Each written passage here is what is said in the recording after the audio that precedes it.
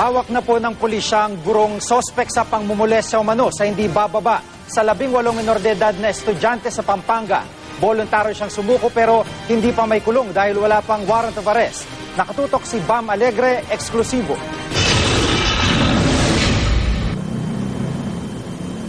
Sumuko kagabi sa mga pulis ng San Fernando, Pampanga ang PE teacher na ng molestya umano nang hindi bababa sa 18 mag-aaral sa isang public elementary school sa Barangay Sindalan. Ayon sa mga pulis, 14 na mga biktima na raw ang nagsampa ng reklamo laban sa guro na hindi pa natin papangalanan habang umuusad pa ang investigasyon sa piskalya.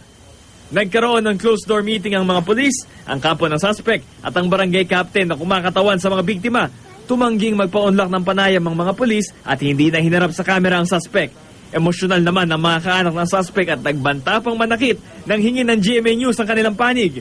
Kinumpirma ng barangay captain na nasa kustudiya na ng pulis ang suspect at dadalhin sa isang PNP compound. Hindi na niya tinukoy kung saan, pero hindi pa raw pwede ikulong ang suspect dahil wala pang warrant of arrest.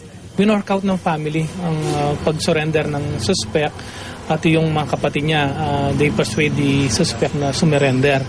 And good sa atin na nakipag-cooperate silang lahat. Bam Alegre, nakatutok 24 oras.